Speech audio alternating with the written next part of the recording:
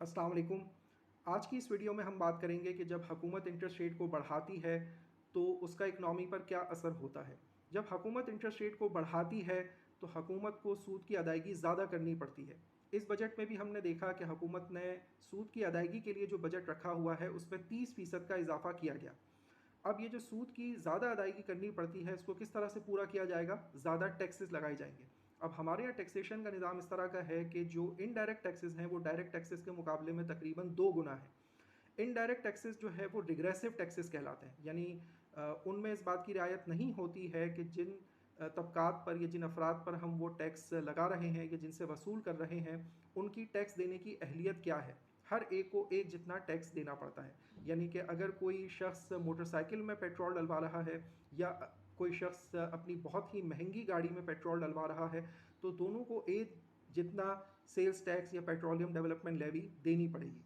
जबकि income taxes या direct taxes ऐसे टैक्सेस होते हैं कि जिनमें इस बात की रियायत होती है कि हम ये देखें कि किन तबकात के पास ज़्यादा इनकम है, किन तबकात के पास ज़्यादा दौलत है, तो उन पर टैक्स लगाया जाए, उनकी दौलत पर, उनकी इनकम पर।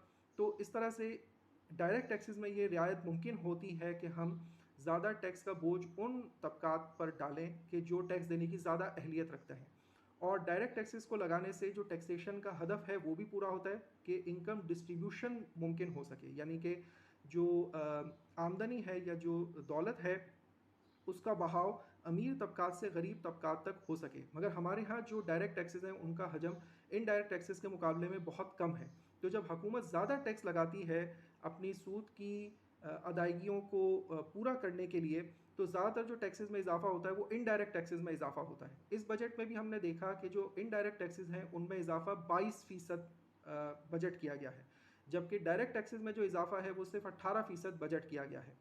डायरेक्ट टैक्सेस का टोटल टैक्सेस में जो रेशो था वो तकरीबन इस बजट में 1% कम हो जाएगा, और जो इनडायरेक्ट टैक्सेस का टोटल टैक्सेशन में प्रोपोर्शन था, रेशो था, वो तकरीबन 1% मज़ीद बढ़ जाएगा।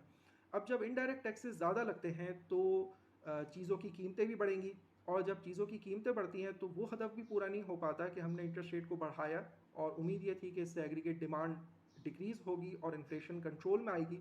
मगर जब हम इंटरेस्ट रेट को बढ़ाकर सूद की अदायगी करते हैं और उसको पूरा करने के लिए टैक्सेशन लगाते हैं तो उस टैक्सेशन की वजह से भी महंगाई बढ़ती है।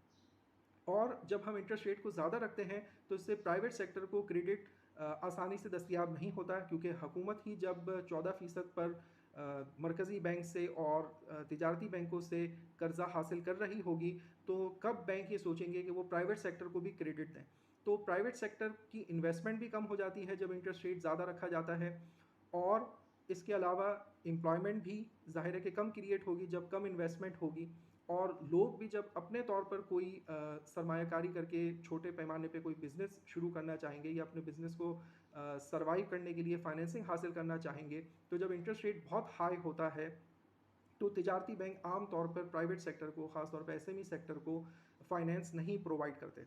तो इंटरेस्ट रेट को ज़्यादा रखने का ना फ़ायदा इस सूरत में होता है कि हुकूमत का फ़िस्कल डेफिसिट कंट्रोल हो, ना फ़ायदा इस सूरत में होता है कि हमारा टैक्सेशन का जो निज़ाम है उसमें इनकम डिस्ट्रीब्यूशन को ज़्यादा बेहतर बनाया जा सके। हम सूद की अदायगी ज़्यादा करने के लिए इनडायरेक्ट टैक्सेस को बढ़ाते हैं और उसका फिर इन्फ्लेशन पे एक नेगेटिव इम्पैक्ट आता है, उसका इनकम डिस्ट्रीब्यूशन पे कोई पॉजिटिव इम्पैक्ट नहीं आता। और फिर इंटरेस्ट रेट को ज़्यादा रखने की वजह से प्राइवेट सेक्टर क्रेडिट भी कम हो जाता है, जिसकी वजह से प्राइवेट सेक्टर इन्वेस्टमेंट भी कम होती है, एम्प्लॉयमेंट भी कम जनरेट होती है, और एसएमई सेक्टर और प्राइवेट सेक्टर में जो दीगर शोबे हैं उनको भी फाइनेंसिंग हासिल करने में मुश्किलात पैदा होती हैं।